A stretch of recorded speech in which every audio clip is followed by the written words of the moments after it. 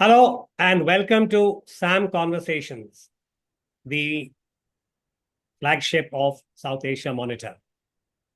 I'm Uday Bhaskar, and today the topic of our discussion is the decision of the United States to change the name of its command, the military command in Honolulu, Hawaii, from Indo-PACOM to PACOM.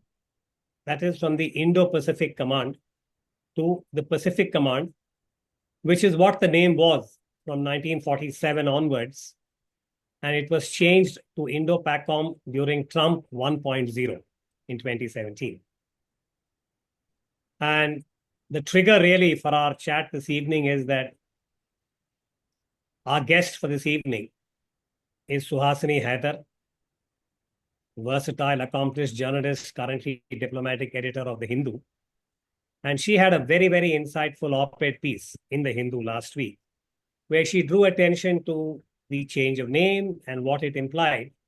And what struck me particularly was the fact that she was referring to the three geographies that are very relevant in this change of command. The two oceans are very clear, the Pacific Ocean and the Indian Ocean. And the implications for India, as also for the bilateral, that is the India-US relationship, at a time when the Indo-PACOM was welcomed in India. Prime Minister Modi had made reference to this at the Shangri-La dialogue. And there was a sense that there was a correspondence of strategic and security interests for India and the US in maintaining a free and open ocean. And the unstated part, of course, was China. It never explicitly referred to, but that was the subtext. So in the current backdrop, after the events in West Asia, after the turbulence in the India-US relationship, and the fact that the United States and Israel in different ways have chosen to be transgressors of international law, what does all of this mean? Suhasini, perhaps you could walk us through the first part of what you were making in your article about the implications, because the United States has gone out of its way to say the geography has not changed, the operational commitments of the command remain the same, from Hollywood to Bollywood, that is the popular refrain. So from their side, nothing has changed. But what is the subtext? Well, I think to begin with, most of your viewers, and thank you so much, and namaste, I should say at the beginning, thank you for having me, on your show. I think for most viewers, they would be aware of the decision itself. But what we know is on 16th of June, the US Pacific Command, or certainly the US Department of War, as it's known now, announced that they were restoring the designation of the US Pacific Command. Now, in that press release that they put out, and remember, it was just a few hours before I think Prime Minister Modi was meeting with US President Donald Trump on the sidelines of the G7 in France. And just as they put that out, they did not refer to the fact that, in fact, they just simply said that the US Indo-PACOM will be officially restored back to that old name of the Pacific Command, or USPACOM. And it said in its reasoning that it was restoring the legacy designation. It honors the command's deep historical roots. But we have to remember that when this change happened in 2017, as you pointed out, at that time the wording had been very clearly aimed towards India. When they announced it, it was Jim Mattis who was in those days still the Secretary of Defense.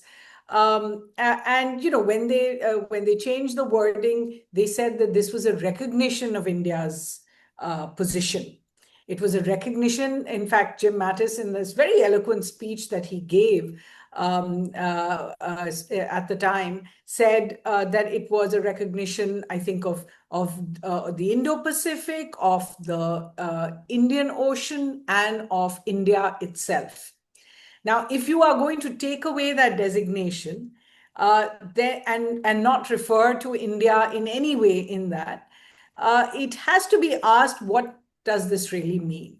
But the case I was really trying to make was that the changing of a name should not bother us. After all the big changes we've seen in the last year in Trump 2.0 in US foreign policy and US Indo-Pacific policy in the region, and as I said, across these three geographies, then we shouldn't really cavil at the change of a name. The name belongs to the US command. They can decide what their unified combatant command is going to be called at any time. We shouldn't really make too much of it.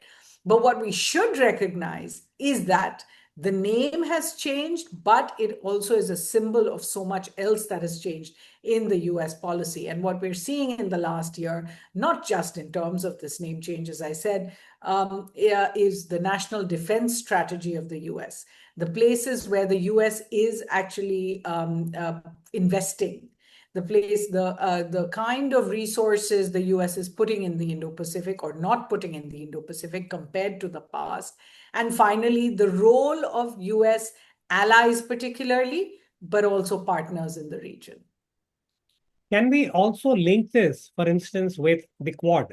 Meaning that if you look at the evolution of the Quad from where it began initially as a meeting between officials, and then we had the first iteration in 2007.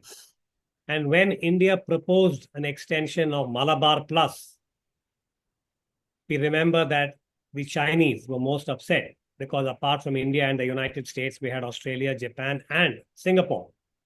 That was when China had issued a démarche. And it is, again, a very kind of paradoxical situation that the Quad becomes de facto after the December 2004 tsunami, when India is the first country to respond to that disaster, followed by the US and then Japan and Australia. And perhaps that is what morphed or transmuted into a more formal kind of a grouping. And then we have the first round of the foreign ministers meeting.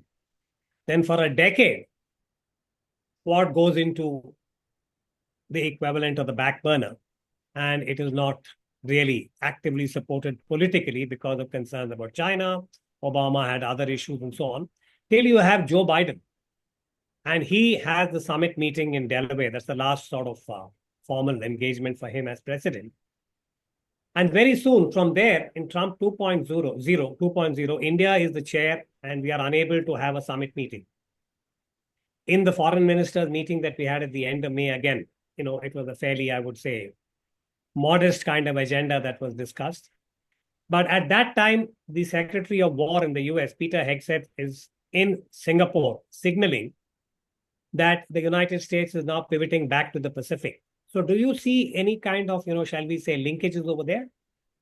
Well, I certainly think the Quad became, in a sense, the flag bearer of the US's Indo-Pacific policy for several years. It's not to say that the US does not have other parts to the Indo-PACOM and now the PACOM that was working at the same time, whether it was in the South China Sea, whether it was with their treaty allies, what is called Quad Plus, with Australia and Japan, but also countries like South Korea and others in the region. So, and of course, there was AUKUS between Australia, UK, and the US for submarines. But the Quad really became the understanding that India was now a part of this strategy that was going to look at how to, in a sense, contain China, in a sense, counter China, in a sense, counterbalance China. So it wasn't just about some kind of a maritime security arrangement.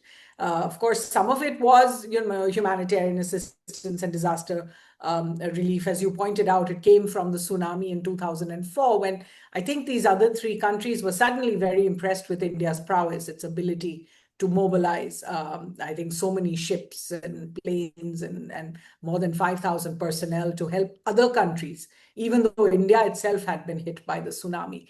And you're quite right in pointing out that the Quad saw some dips, mainly because of the US's desire at various points to send some messaging to China.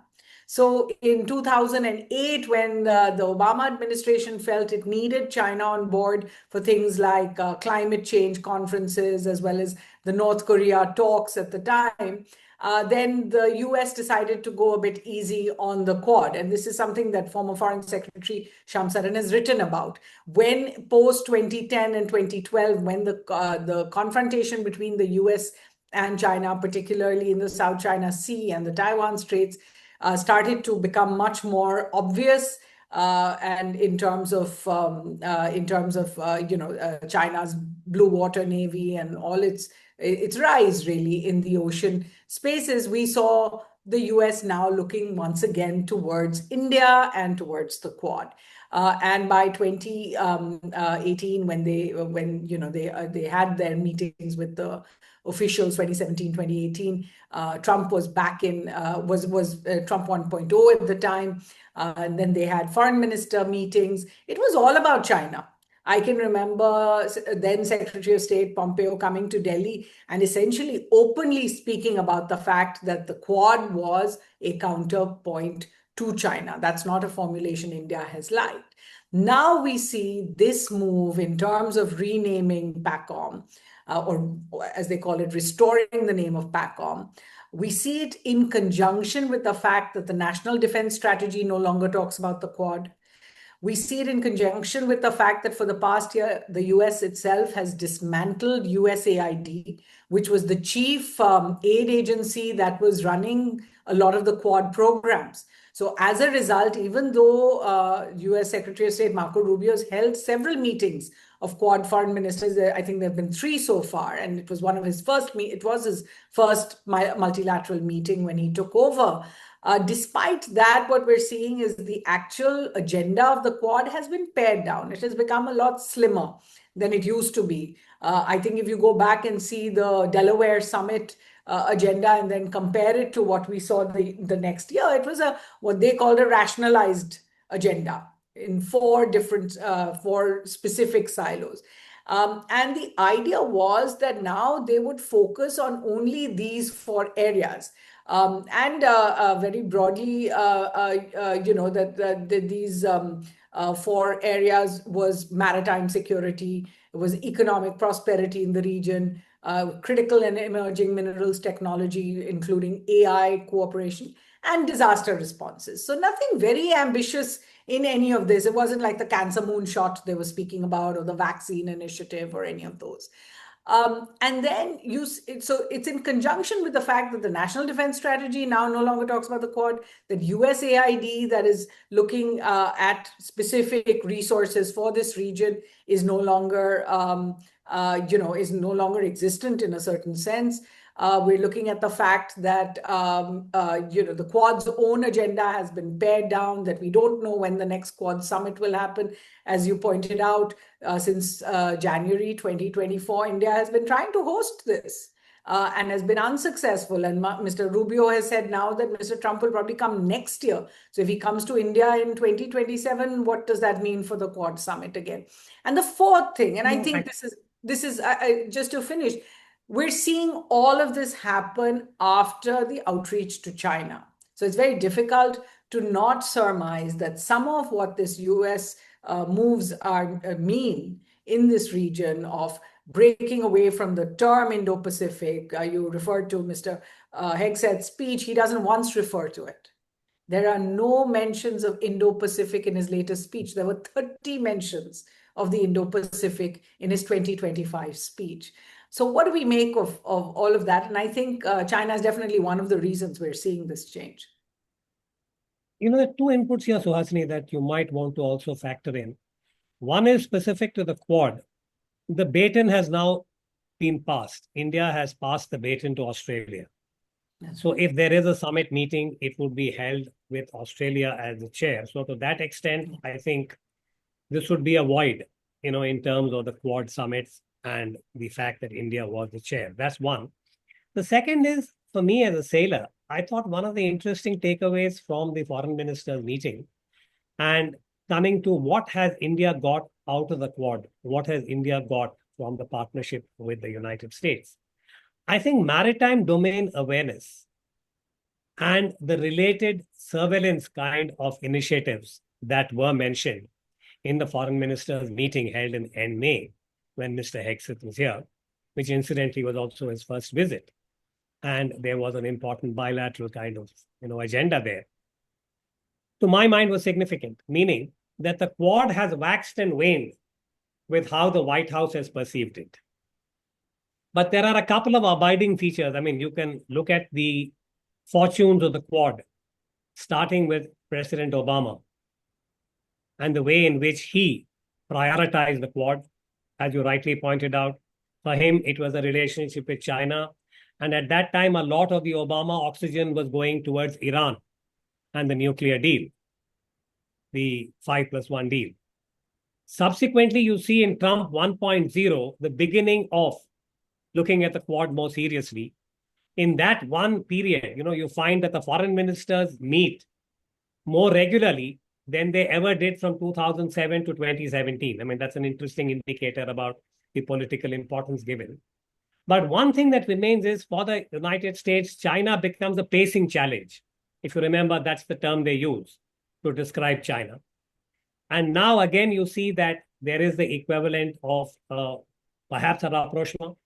President Donald Trump goes to China. Now there is talk about Xi Jinping going to the United States in September.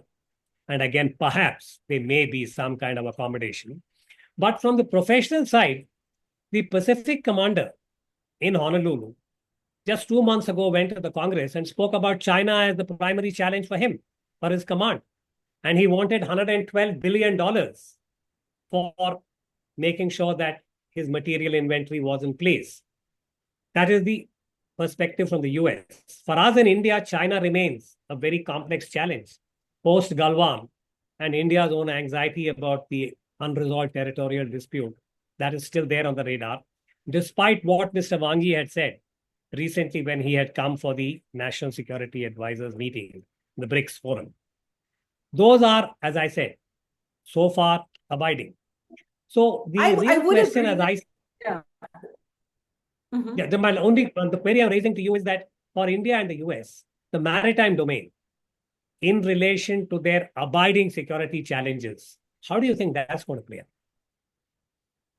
I would agree with you. I think the sensible path from here is to look at what the US and India can do together. And you're right that for the Quad to discuss maritime domain awareness in the kind of detail they did is definitely very positive. It is unprecedented kind of information sharing that would be very useful. But I think we have to de-link the idea of this particular cooperation, which we're also doing, after all, through things like the IFC, the fusion center that we run in Gurgaon, the fact that we have Indian officers posted at various commands for the US as well. So I think that is in terms of a positive, in terms of the cooperative. But I think that the status that was perhaps given to the Quad with the idea of these 4 big naval powers of the region coming together has in the US mind lost some of its salience. And that's what we're seeing coming through. Regardless of the kind of cooperation we can do, I think that is one part.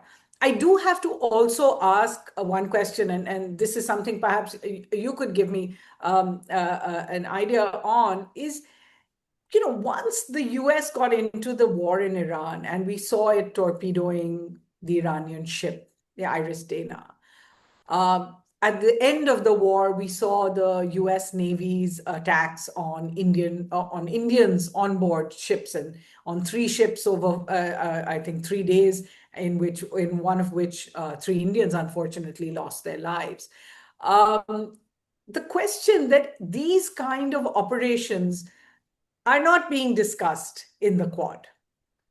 These kind of operations are being put aside. So we say on one side, we will cooperate on maritime domain awareness, we will share information, share real-time information on what's going on.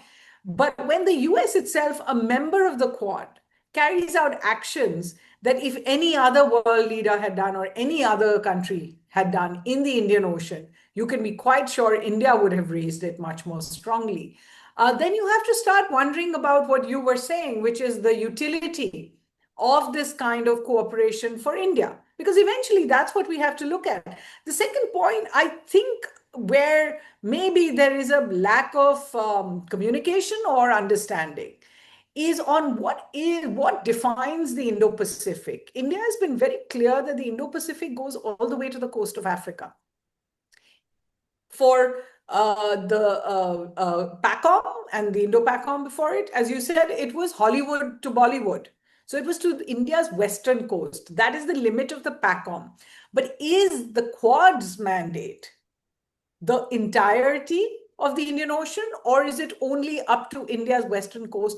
I think this is a very important area there, where what we've seen is both sides don't seem to have the same idea. And even countries like Australia and Japan, their leaders were here their foreign ministers were here for that meeting of the Quad in Delhi. And we did try to ask them specifically this question about the kind of US operations that we saw with the Iris Dana, as well as in terms of Iran's attacks that went towards Diego Garcia, and now these attacks on these ships in the Gulf of Oman, which from the Indian point of view is part of the Indian Ocean.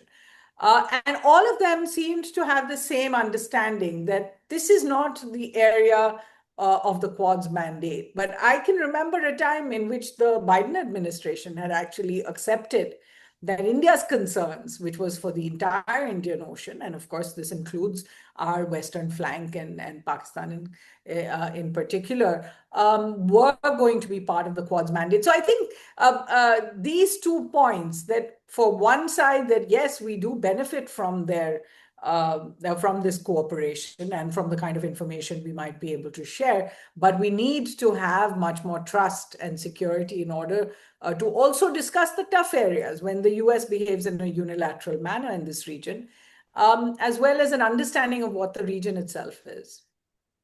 There's no doubt, Suhasini, that as you rightly pointed out, the United States in recent months, particularly after February 28th, when the war began against Iran, has ridden roughshod over Indian sensitivities on a range of issues.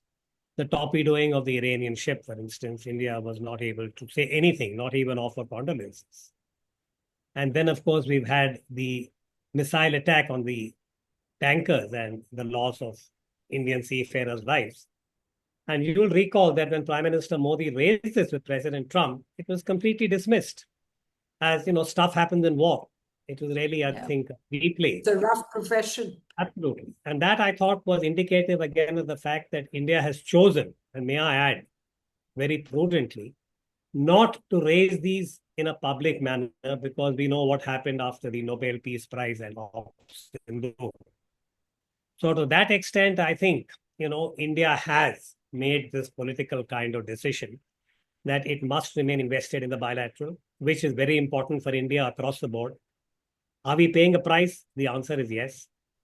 But in the military and the maritime domain, I think this has been one of the empirical features that even when the relationship was very estranged at different points, the professional cooperation between the two navies and the kind of interaction has remained. And that has served India, I would say, in a very positive way. Why I'm raising this is there is a lot of dismay in India about the bilateral relationship and how President Trump has treated India. This is the run-up to the 250th anniversary of the United States on July 4. And we're also familiar with the current US ambassador and the equivalent of his outreach, which has raised not only eyebrows, but caused a fair amount of dismay. But this is Trump 2.0 for you. But my only point is that notwithstanding this, that's specific to the maritime domain, India should remain invested, whether it is Indo-PACOM or PACOM, and that at the end of the day, we have to see how India's capabilities in the maritime and naval domain are enhanced and what kind of technology or know-how we are able to get. At the moment, it is very limited. But I want to thank you for raising all these issues, and particularly your point about 3 geographies, because West Asia as a geography unto itself is going to be very complex and difficult for us. And in many ways, India's claim to be able to provide security and growth for all in the region was put to test in recent months. And all the more reason, if you look at the G7, for instance, the statement, they talk about the demining of the Hormuz and the responsibility is devolving on UK and France because we do not have the capability. So these are the kind of issues I think we also need to ponder. But again, thank you so much, Suhasini, and I hope we can bring you back to discuss some of the related issues. Thank you very much. Thank you for having me on. Thank you for watching SAM Conversations. We'll be back again very soon.